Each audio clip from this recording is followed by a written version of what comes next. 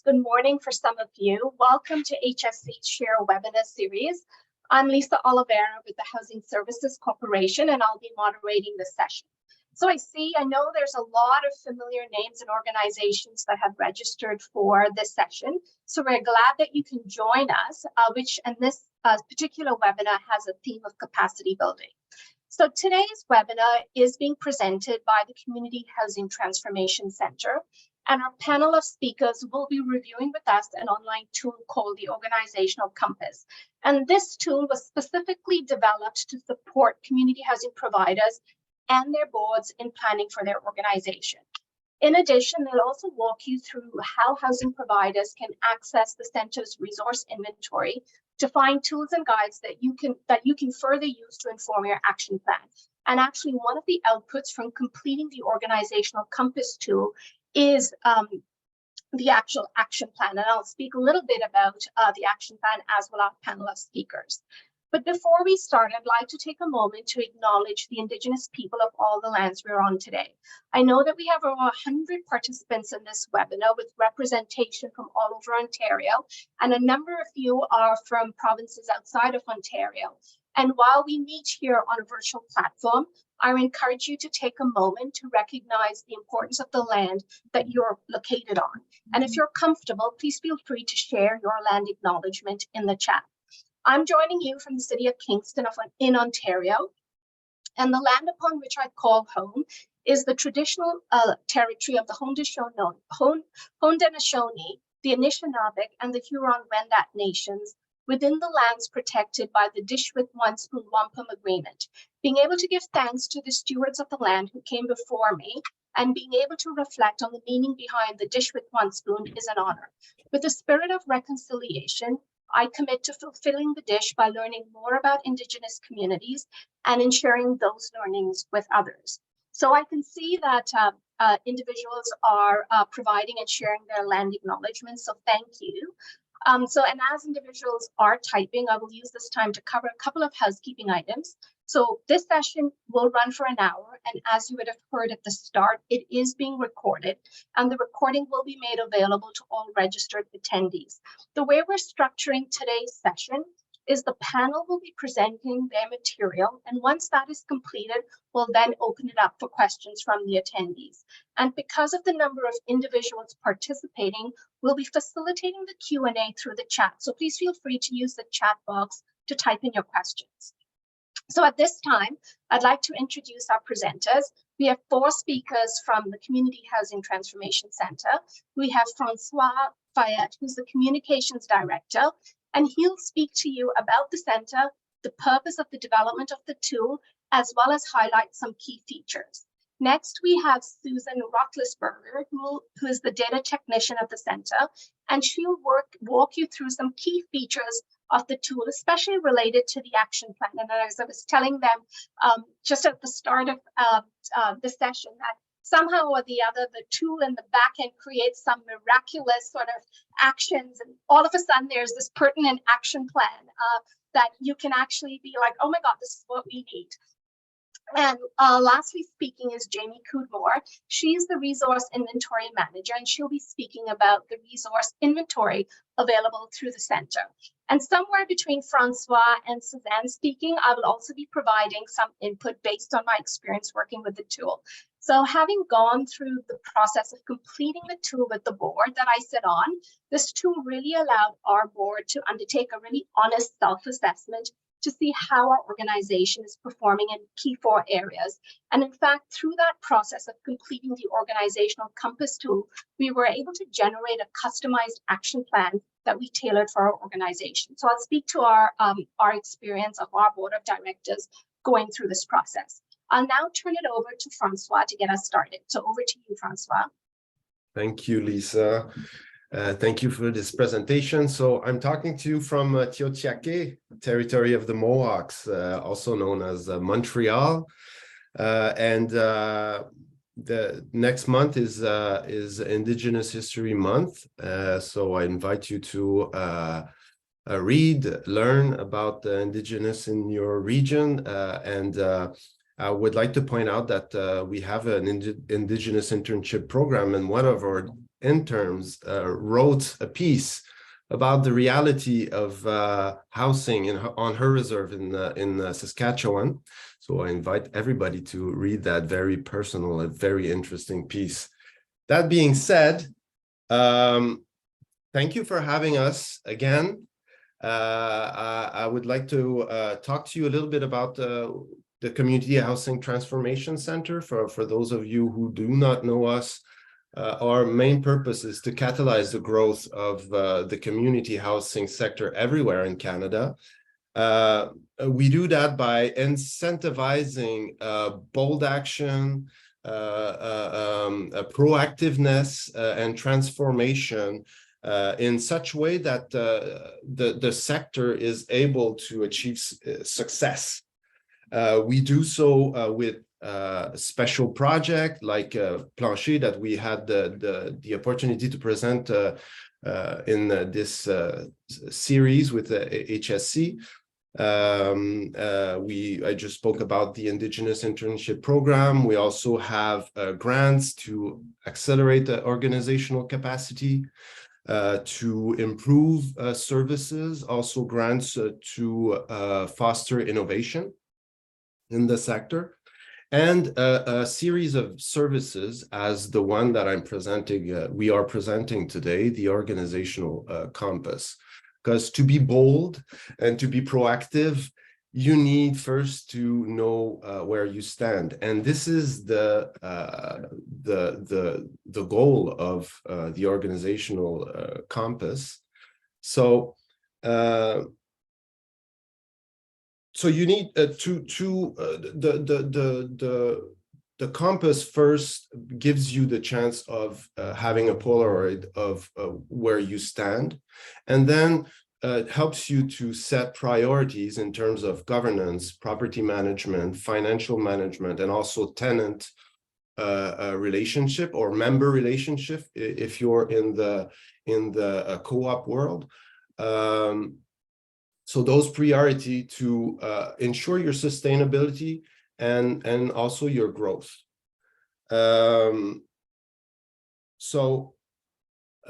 When I'm going to talk about housing providers in general in this presentation, I'm thinking about nonprofit housing providers and co-op housing providers. So this is the process of the Organizational Compass. I'm going to go through an overview of how it works, what it does, and then we are going to go more in depth for each element of this process. First, there is an assessment form. It's online, it's free, or as some like to say, already paid for. So let's use it. On which you answer a series of questions that are distributed through those 4 pillars we just saw. And then from the answer you gave on the assessment form, a scorecard will be automatically produced. It gives you a score for each dimension of the form, so governance, management of buildings and finances, and then tenant relation or member relations. And it also gives you an overview of the priorities of your organization as of today, right? Then there is an action plan that is automatically generated again that suggests a series of action tailored to the needs that were diagnosed through the answer you gave in your assessment form and that were presented to you through the scorecard. Then this action plan becomes a project management tool. And through once you have achieved all the actions in that management tool, in this action plan, you can produce a report on your results. and assess your results once you have monitored all your progress. So how to access the tool is very easy. You go on our website, center.support, and you go to My Center and open an account, and then you can have access to all the services from our platforms, including the online assessment form.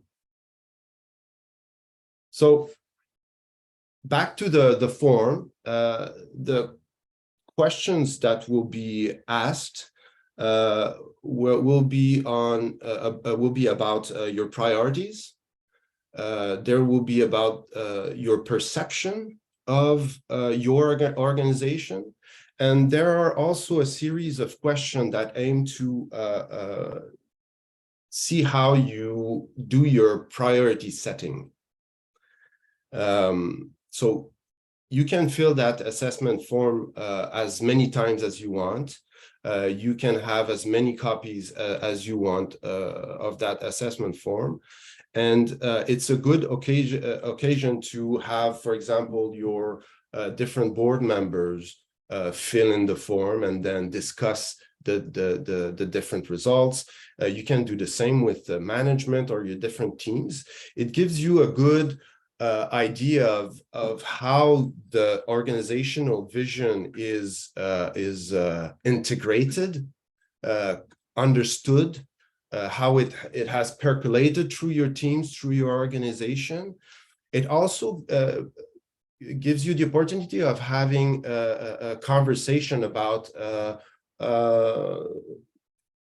this vision, but also about for example, if you have the right tool, the right tools or the right team to achieve your mission and provide your services. So once the form is filled, you access your scorecard and priorities. So as I said earlier, each section, each pillar of the form will be scored, giving you a general assessment of where you are and what you should be working on. An important thing that you have to know is that aiming for 100% is like aiming for the stars. The tool would not be very interesting if all scores were as high as the ones we are seeing here, because the interesting thing about the tool is that it gives you the opportunity to grow. So this is in a nutshell the scorecard and priorities. And I'll give the mic to Lisa, who is responsible of filling the form for this particular organization here. Thank you, Francois. So I should note that there's about close to about 43 questions of that online assessment tool that we completed. So what you see on the slide is a summary of our board's results in those 4 areas. And really, this is our own board's self-assessment that is being shared. So the scores are really based on our responses. So just very briefly about our organization, we are a very active board. We have 8 board members, and we are actually faced with 3 upcoming areas that we need to navigate: planning for end of mortgage, strategic planning, and succession planning.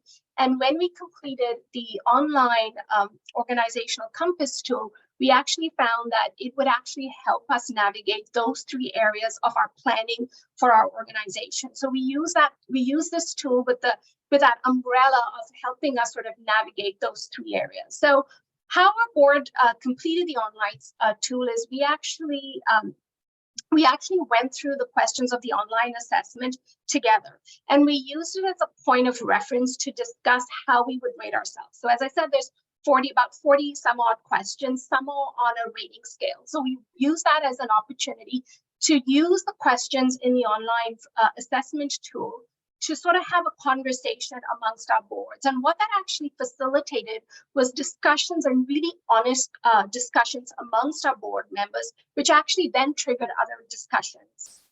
And what it also helped us do is it helped our board to focus on a board level planning and to stay out of the operational weeds. So at times, we as a board, we were all on the same page in terms of rating responses. And at other times, we had differences in opinions. And where we had differences in opinions about how we would rate ourselves, we actually used those differences in opinions to have a conversation collectively around why we were rating a particular question a certain way. And then what we did was, until we came to a collective consensus, we then entered the rating into the system. And here you can see that the output of the responses showed our score in each of these areas. So this is really what it provided us, was a real meter check of our current situation. Here we're doing well on the governance front. We're doing well on the financial management as well as the social and community relationships. But what the scores actually told us, that there is some work that we need to be doing in both these areas. The one area that we hadn't really thought was, would sort of resonate as the lowest score was in the area of property management. And property management, some of the questions relate to asset management. And so this, at a glance, told us that there were some priority focus that we as a board need to be looking at with respect to how we're managing as well as planning for the assets. So this is really an interesting way of scoring our organization that we had not done before and we had not seen before. So this really provides a reflection of how our organization, a board of directors, sort of rated and viewed our organization. And I'm going to turn it back to Francois, who's going to speak to the next slide. Thanks. So next part of the scorecards is the scorecard that indicates what kind of importance you place on each pillar of management. Here we have a very like, how do you say that? Equilibrated, very balanced. Yes, this is the word I was looking for. Very balanced results where every aspect of managing community housing is addressed at the same level.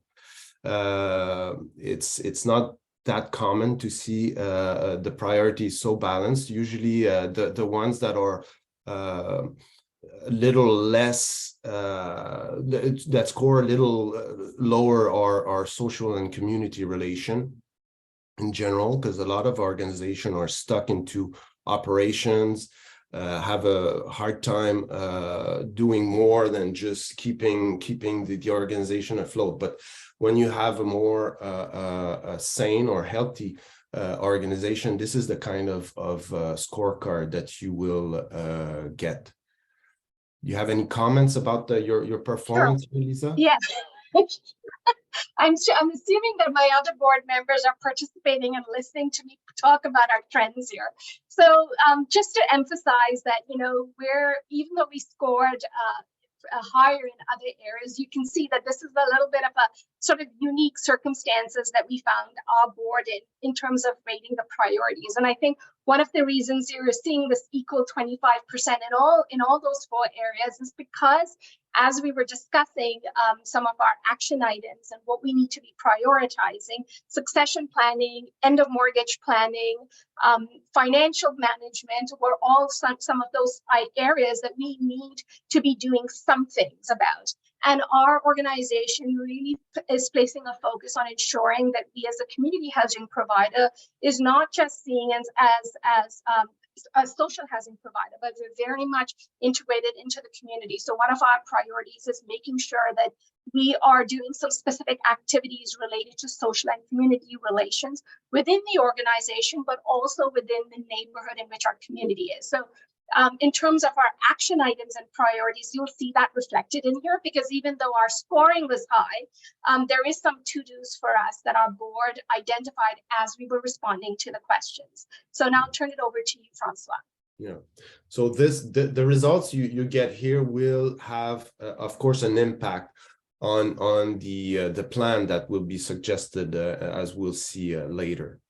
Next, on the score card front, the results front, you will get this data that basically is the outlook of your organization on the future through three lenses. So vitality, your capacity of action, your viability, so your capacity of providing your services, of fulfilling your mission or your mandates, and then your resilience, which is your capacity to react to the environment, react to change.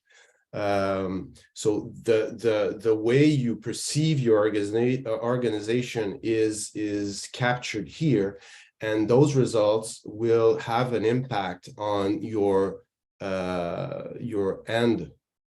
score at the end, to make sure that the right action are suggested in the next section. Here, since the organization has somewhat of a good confidence in its capacities, it's the influence of that outlook is has a lesser impact on the general score.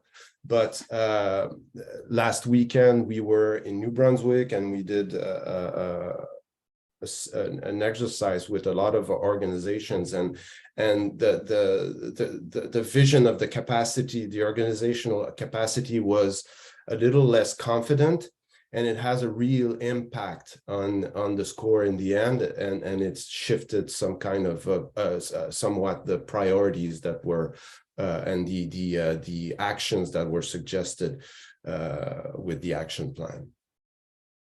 So once you have read those, reflected on those, you can go to the next step, which is again automatically generated. It's the suggested action plan. So the action plan, there is many ways to use it. Mainly three. First thing you can do is accept everything that is suggested to you, so the priorities. Each action items comes into is ranked and in concordance with the priorities you should be having.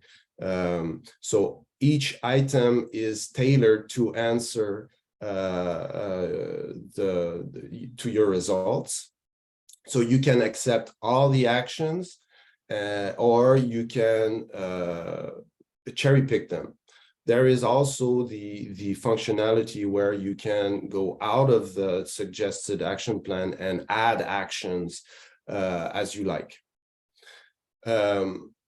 What's interesting about the action plan is that, of course, as I said, it's tailored to your situation, tailored to the answers, to your priorities, and to your perception of the organization. But also it's going to give you expected outcomes for each action item that you will realize. So once it's fulfilled, you will have the ability of monitoring if you reach those expected outcomes. And an interesting functionality of the action plan is that it's not only a list of action you may overtake. It transforms itself into a project management tool. And I will let my colleague Suzanne talk about those elements. Oh, sorry, forgot the case study. So this is the action plan from Lisa's organization. So I'll give the mic over to you, Lisa. Thanks, Francois. So as Francois mentioned, once we responded to the survey questions, we got our scoring. The next was that it actually pre-populated, and this is where the miraculous synchronization at the back end happens, and you get this auto-generated action plan based on our responses. And then what we did as a board was we actually reviewed the action plan. We reviewed what the auto-generated selected action plan items were based on our survey responses. resources. And then we went through and said, okay, this is something important that we need to be considering. And so we really customized what we saw through the interface, so the online interface, in terms of our actions. And we customized to say, okay, we need to be considering this, we need to select this. And what it does is almost, if you think about strategic planning, where you have to set goals and objectives, in this case, some of the expected outcomes, aka objectives, are already provided. So it provided us with a very easy format for us to be looking at how do some of those objectives and expected outcomes align with some of those actions. So what you see on the screen right now on this slide is just a snapshot, a small snapshot of our work plan. So what we did was, once we got, once we had identified with the board, so we had a collective conversation around what are those key actions aligned with the priority areas identified through the scorecard that we need to focus on. We then selected it through the online process, and then we actually downloaded it in Excel. And this is what you see, what we have in terms of our Excel. And we customized this a little bit. So if you look on the screen, you can see the priority lens. That's where we added in information for our organization around where we thought some of those actions are high priority, high to medium priority, and low priority. And just to give you an example, so through our scoring, we knew the area of property management, aka asset management, is something that we need to prioritize. So what was auto-generated by the tool was, for example, if you look at the building condition monitoring, and if you look at the description there, it says establishing a monitoring process and reporting on work completion. And one of the things that we don't have in our organization is a process in place. And we also don't have standards of how fast a unit turns around. So we as a board decided that this was an important piece of information to add to our action plan. And so again, it was auto-generated, something that we needed. So this was a priority. And you could based on the nature of your organization and the processes in place, could certainly tweak what that action looks like. We also had outdated BCAs. So we needed to update those. And what this provided us with, at first we thought, okay, maybe our BCAs from 10 years ago was still relevant. And what this indicated was that we actually needed to get updated BCAs. So we've rated this as a high to medium priority because in our work around, and for those in Ontario, if you are a nonprofit and co-op, you do know that you have to do some planning for end of mortgage in order to enter to that service agreement and financial plan with your service manager. So this became important for us to say, okay, we need to be considering our building condition assessment because we need to be in our EOM planning thinking about the 10-year projected capital needs of our organization. So this was a good prompt for us to say, this is something that we need to be adding in our action plan. Next slide, please. And as I mentioned, one of the key elements of when we started off this process was those three issues: succession planning, end of mortgage planning, and strategic planning. And in itself, this is an example of what you can see as sort of two actions related to a capital reserve strategy, which is related to our financial viability. It is also related to our financial management, and a prompt to be saying that we need to actually be focusing on our EOM planning. And specific to that is really doing some financial viability as a first step process to support our EOM planning work. So before I turn it over to Suzanne, so as you can see that the actions developed, you have the opportunity to review and discuss it with the board. You can add, delete, and really customize it. So this, for our board, gets tabled quarterly at our meetings to monitor our progress. And we discuss, we update it, and then our administrator actually goes online and updates it. So it actually becomes a project management tool for our organization. But it also becomes an action plan tool that we as board of directors can continue to monitor progress and see how we're doing. So from our experience, this is a really very relevant tool for our board to support our organizational planning work, especially since we don't have the resources to invest in a full strategic planning process. So it really helped build internal capacity to plan, but it also enabled our board of directors to have some very strategic planning conversations in our organizations. And I would suggest that even if you do have resources to invest in an external consultant to do a strategic planning process. And for those of you who are familiar, sometimes they do get board members to fill in surveys. And what I would suggest is that this actually becomes a complementary tool that I would recommend suggesting that consultants use to integrate in the planning process, because it gives you a very different perspective or lens where the board is working together to assess how they're performing in those 4 areas. So that is our experience. And now I'll turn it over to Suzanne, who will go over the action plan work. So thank you, Lisa, for sharing your experience of the tool. I think this is going to be very, very useful to illustrate what I'm going to be talking about right now. So as you can see, so once you added all your suggested actions, or the actions you suggested, you chose to pursue, you will see here that there is a column for each status, so you can track the outcome of your actions, so it becomes a project management tool. And as it was indicated earlier, I think it was Francois who spoke about it, you can also add your own actions. I'm going to show you in a moment what that will look like.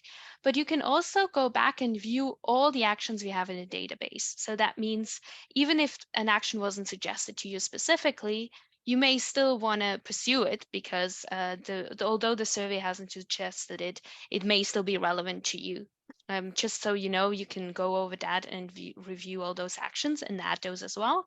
And as you just saw, you can always export once you added the actions you want to implement. You can export your action plan as an Excel file, and then you can customize it as Lisa and your board were working on doing, or you can also export it as a PDF. Maybe you want to share it with team members or board members to have a different way of looking at it outside of our system. So now once you click on add a new action, you will see that you get an entirely empty action template that you can fill with an action of your choosing. Maybe the action that was suggested requires some additional work, maybe before or after, so you can always go in and add those additional actions. You can define what is the outcome you expect from this your custom action, and you can also determine the timeline for that action. You can also entirely, so this is really something to stress, this is your, this action plan becomes your tool. You can do with it what is useful to you. So if you open up a specific, now you'll see here, each action will appear as a little card. You've seen it earlier. On there, you can, for instance, entirely edit. So these actions that are suggested, it should work like a template.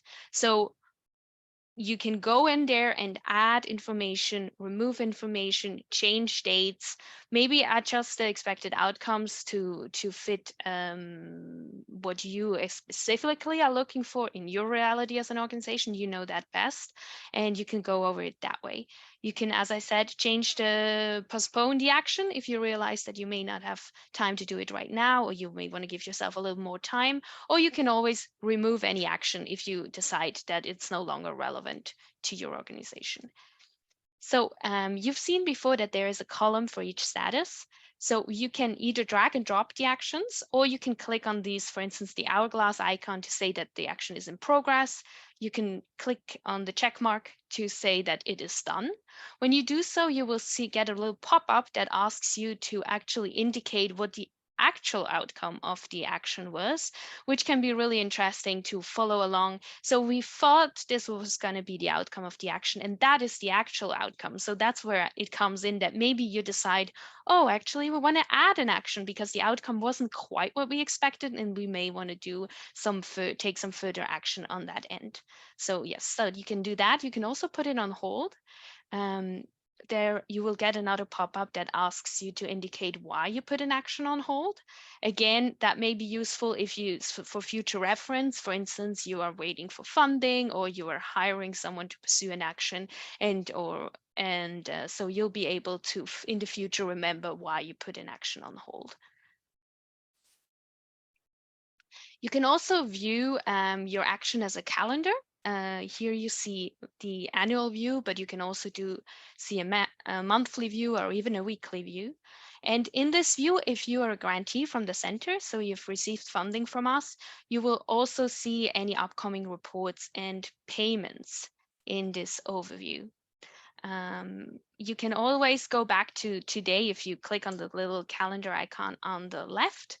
And so really this is for you to work with it as it is helpful for your organization. And now we're going to take a little bit of a different lens, and we're going to jump towards the implementation of the action plan. And Jamie Cudmore is going to talk a little more about the different services we provide to support you in the implementation of your action plan. Thanks, Suzanne. So the center offers services to support your organization now that you have your action plan, you want to get ready, or you want to learn more about it. So we have services to help your organization to answer questions, help in your next steps to implement your plan. We have program managers and regional energy coaches that can provide advice on projects and funding. Our website is also a tool. It offers our news and project pages, as well as our newsletter. Francois spoke about that earlier, where you can learn more about initiatives across the sector. But what I'll talk to you more about today is our resource space on our website. We currently have a catalog of nearly 900 resources from across the community housing sector in Canada. They have been gathered through research, they've been shared to us by our partners and other organizations and institutions. And some resources have been developed by grantees through projects supported by the center.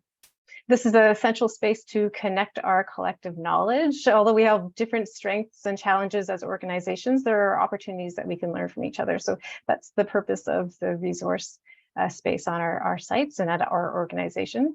The resources, when I speak about resources, they cover a range of topics. They include the ones that are connected to the compass that we just spoke about, and the actions that are indicated in the plans. And we have a range of materials, so that includes research, reports, templates, databases, other toolkits, professional development opportunities, and funding sources, and more. An objective of the resource space is to complement the organizational compass and your action plan, so you can find a resource to help you learn more about a topic and work towards your goals that are important to your organization. It's a new feature for us on our website that will grow and change based on users like yourself, the compass results, and the needs and opportunities in the sector. So we invite you to try it out, contribute to the database, and provide us feedback. There are two main ways of accessing the resources, through our resource inventory and our resource kits. You can access both of these through our website, center.support, where you'll find the resource menu at the top right of the page. You can see that on the slide where the arrow is pointing. When you hover over the menu, you'll go to the resources for the resource inventory, which will open up to the resource inventory page. So there's a couple of things that I'll call out on this page. So this is the first way to access our resources. It's a more self-directed catalog, allowing you to search and browse for topics and keywords based on your interests. One of the things to point out is that the resource inventory is available in English and French. You can select the language of your choice at the top right corner. This will show the language of your choice, the descriptions of the resources, but it will still show you resources available in all languages. Another feature is the keyword search bar. This is useful if you're looking for a general idea or something more precise. And underneath the search bar, you'll see that there are filters, which you can use on their own, or you can use them with the search bar. You can filter by type, access, priorities, location, language. I'll talk a bit more about these on the next slide. But one filter that I wanted to point out to you that's mostly related to the action plan and the compass tool is the topic filter here. And you'll see the areas that are very much aligned with the compass areas. Now below there is a gallery of available resources that you can scroll through with the filters on or off to see what is in the inventory and what comes up when you use the search bar. And below that, you'll see there's the gallery cards, and each card has a resource name, a brief description of the resource, the location, that it might be relevant for the resource, and the language available. Now, I've mentioned this is a new tool, and we're looking for folks to contribute to it. So you can use the Submit a Resource button at the right above the search bar on the right. And you can submit a resource, or you can request a resource if you haven't found it in the inventory, or if you found a broken link, you can fill out a form and you let us know about it. And so when you click on a resource card, this is where you'll actually be able to access the resource. So I'll go to the next slide here. On this page, you'll see that it's more information about the resource. So there's a short description. It might be a bit longer than what was on the gallery card. It'll tell you where the resource has come from. So the source or the author of the resource. You'll find a label above the description and below the title of the resource that indicates the priority that we've labeled it as. So these are sector-defined priorities for the center. So that means environment, growth, Indigenous housing, innovation, and inclusion. Or it also could include a label that says the topic, and that's again related mainly to the Compass tool. There's more information below, also in those gray boxes, about the resource, and these are very closely related to the filters. So the languages available, there are mainly English and French resources in the inventory, but this is a growing list. The location where the resource is applicable or it has been created. Access means if the resource is publicly available, free, or maybe you have to log in or make a payment to access it. The year it's was created, if that information is available, and the type of resource. So it could be an event, an activity, funding, service, or a document and tool. Now you can access the resource by clicking on the file icon, which is on the right-hand side. It will usually take you to the source or the author's page where it's hosted, and sometimes it will download directly to your device through their website. At the bottom of the page, you'll see a similar gallery. These are resources that are related to the one above based on a keyword or one of the filters. And that's a little bit about the resource inventory and the resources themselves. Next, I'll switch to the resource kit. So this is the second way to access the resources. This is a new feature. So the kits are a curated list of resources based on a specific theme or focus, like the organizational compass areas.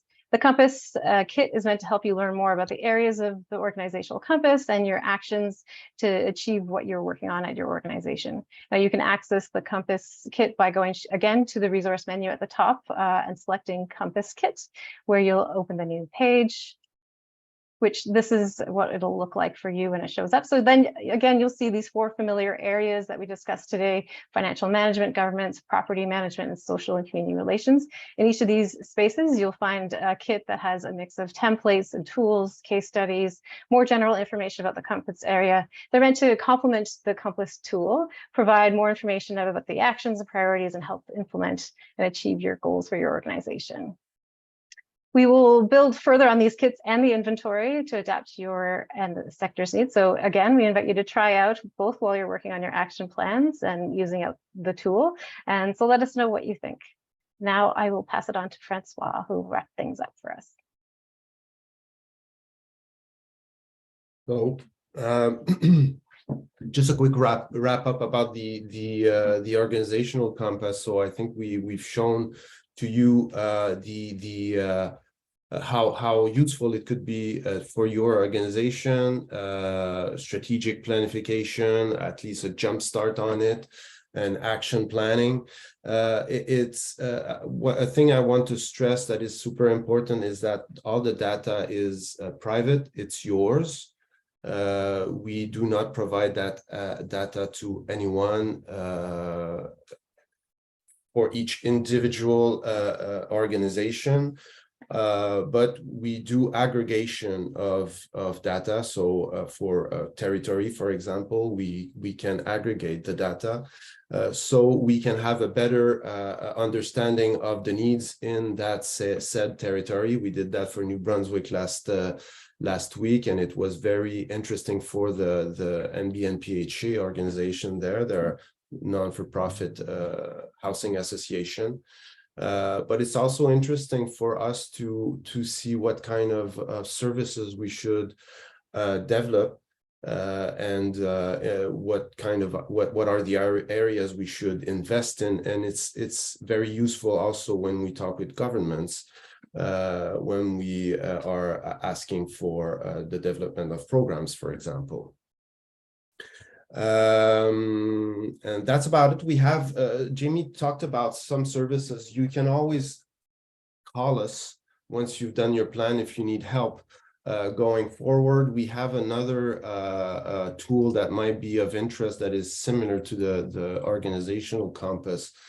I won't talk about it very much because we don't have enough time, but the Green Compass basically works the same way. It doesn't go as far as the Organizational Compass, but it gives you a good idea of what are the opportunities on eco-friendly initiatives, on saving money on energy bill, for example, energy consumption, and going greener. If you're interested in that kind of services, don't hesitate and contact the center. We have a whole program to help you, support you throughout the reflection, and then finding tools, finding a solution, and funding. And that's about it. Thank you for your attention, and we're now taking questions. Thank you, Francoise, Nan, and Jamie. We've got a number of questions that have come in. And just as a reminder, to please enter your questions in the chat. And I'm going to start off with just reviewing the questions that I'm seeing on the screen, and I might be able to answer a few at the same time. So we do have a question around if this tool is free. The tool is free for all housing providers. And just a follow-up question is, will this tool remain free for us as long as we need? Yes, I'm assuming that this continues to be a free resource. It is really, the Community Housing Transformation Center has really created this resource to build capacity of community housing providers, both nonprofits and co-ops. So it will be a tool that will remain free. You can go in, similarly to like our board is actually using this tool not as a one-time process, but we continue to engage with it, to update it. And as Francois mentioned, that it is in fact a project management action plan. Do you have to be a member of the Community Housing Transformation Center? So no, but you do have to create an account to access the tool. And I think there's a couple of questions for the center reps, because the questions around contacting the center or having access. So basically the center's website, and then directing them around where they could find the assessment tool. So I know, Francois, in your slide deck earlier, you did mention where they can access that, but maybe as a follow-up, we can include additional information in terms of the provision of where individuals can go and access the tool, as well as the center resources as well. Yeah. The website is very clear about where you find the tools. If you need more information about any tool, just go on our website, and you'll find from the homepage your route to whatever service you're looking for. We have some additional questions, much more specific to the tool, and then some much more specific to the services provided by the center. So maybe what I will do for the time that we have is start off just by addressing specific questions related to the tool, and then I will field questions related to the other kinds of services provided by the center. So one of the questions that has come in, and this is really more specific to the Ontario case, is whether the Organizational Compass as a tool can work for large housing providers. So like local housing corporations, which are much more specific in Ontario. And these are corporations that are owned by municipalities. So they have anywhere between 2,000 to 58,000 units with multiple sites. And maybe what I can do is I can take a stab from responding to this from an Ontario case, and then I'll turn it over to Francois to see, or any center members of the center, in terms of your experience working with large housing providers. So I think in the case of Ontario, the Organizational Compass is a very relevant tool if you were using it to facilitate a conversation with board of directors. So whether you have a new set of board of directors coming in, an existing board of directors, you can certainly use the tool to facilitate a conversation around how board members are viewing the organization from those 4 different lenses. It also allows you to have a conversation to guide board members around what areas that you consider as a collective to focus your priorities. In most instances, local housing corporations do have the resources to do much more robust strategic plans. as well as have specific organization action plans, or, what are you going to do with respect to specific priorities? So as I had mentioned, is what I would suggest is that this is certainly a tool that you can use for large, medium, as well as small housing providers. In the context of large housing providers, I would actually use this as a discussion tool amongst board of directors, where you're actually doing some collective engagement as part of your broader strategic setting of priorities as well as actions. And I'll just turn it over to the center staff to see if they have a response based on their experience working with large housing providers. Yes, I agree with you, Lisa. In terms of, it was really designed for small and medium-sized housing providers. For larger organization, it can still be interesting, but you will rapidly feel that it's limited. I think a good use of the tool for your setup is, as Lisa was saying, internal discussion. So you can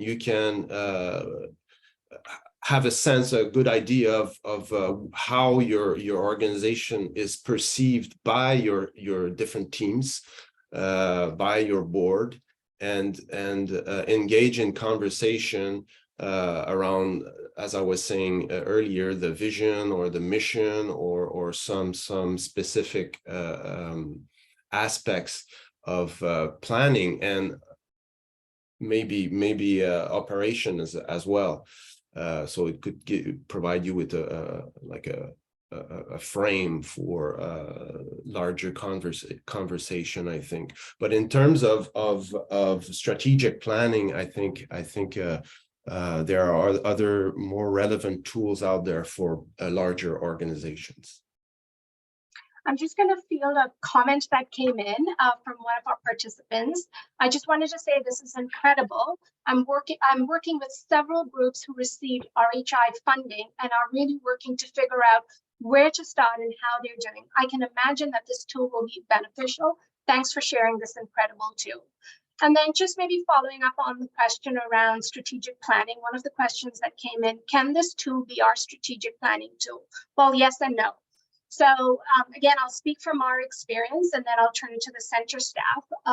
So what I would suggest is that when you go through a strategic planning process, there are components of discussing vision, mission, values, guiding principles. And so this tool actually fits one element of that strategic planning process. So once you've gone through that vision, values, guiding principles, reconfirming, you're doing your SWOT analysis, you're doing your assessment, this becomes a tool that you can use in your strategic planning process. So I wouldn't say that it's an encompassing strategic planning tool, but it certainly is an element. And in our case, our board actually used it as a tool to facilitate that latter half where we're discussing how do we come up with our objectives, goals, and priorities for the organization, and then developing our action plan related to that.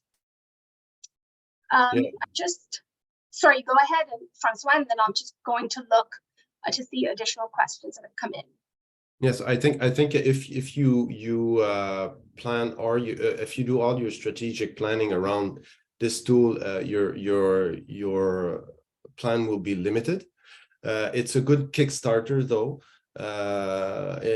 for as I said, conversation or identifying key elements to add to your strategic planning. It's interesting because sometimes we've seen, I'm taking the example, the freshest example I have in mind is New Brunswick.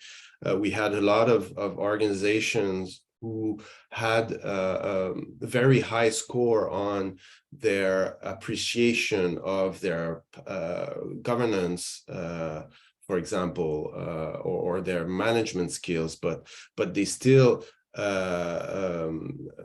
scored very low at the end in management or governance, and that was because the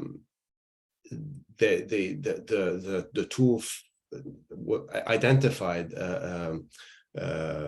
blind spots in their assessment. So that's interesting. It's a good way to give you comment des indices, Suzanne?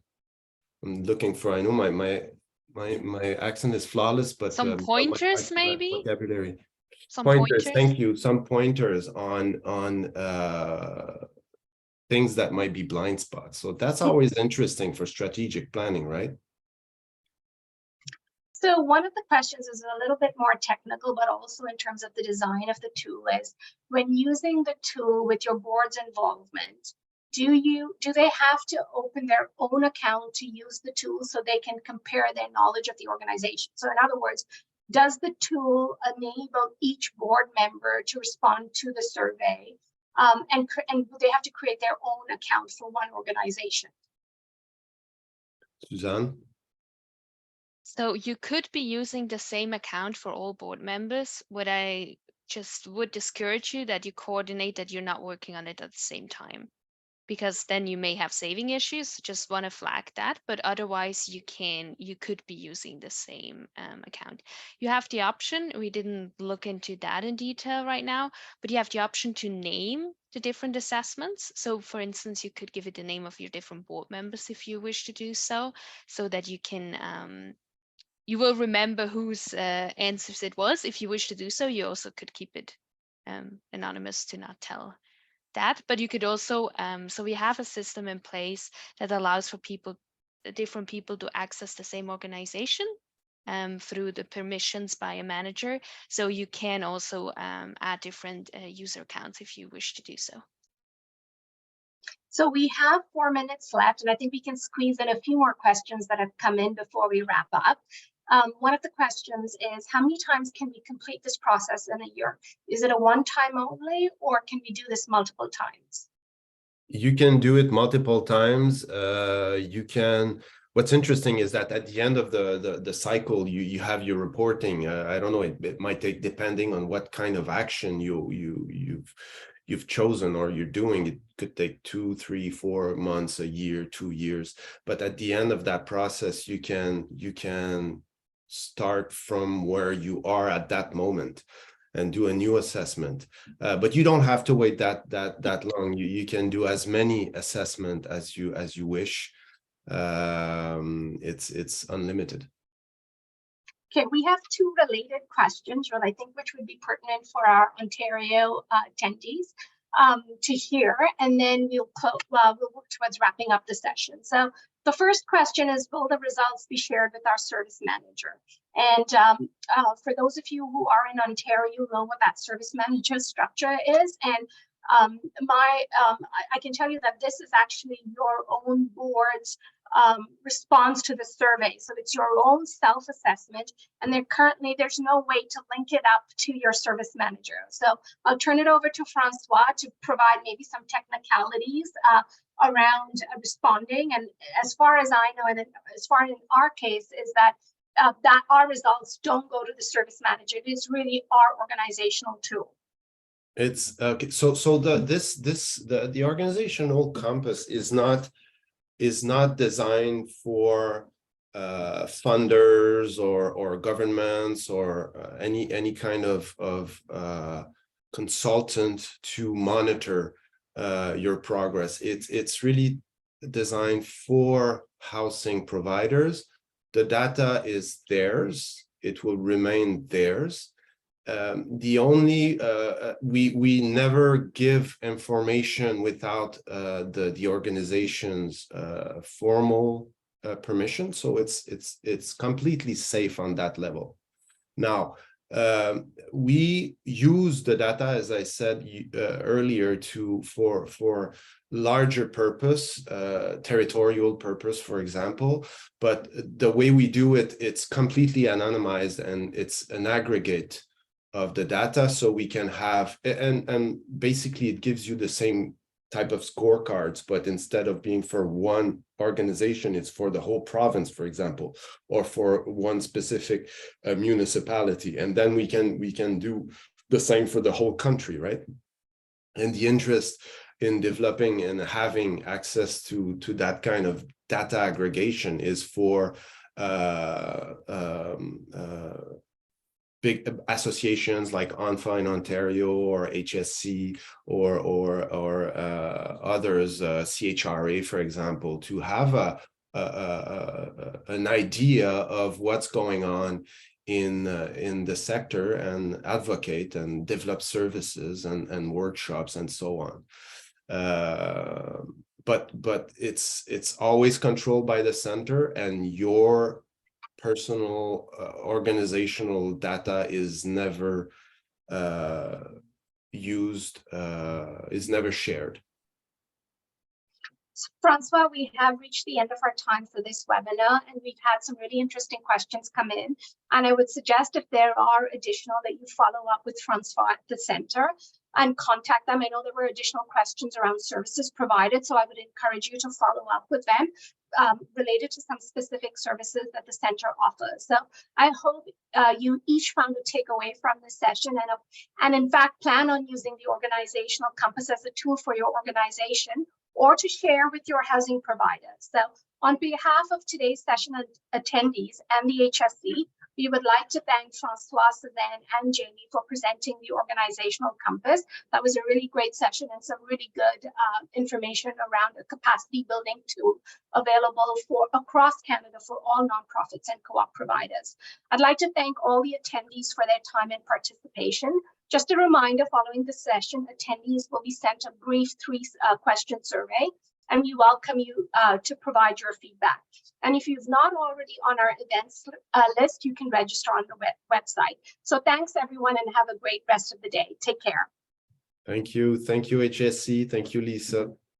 Thank you, everybody, for being here.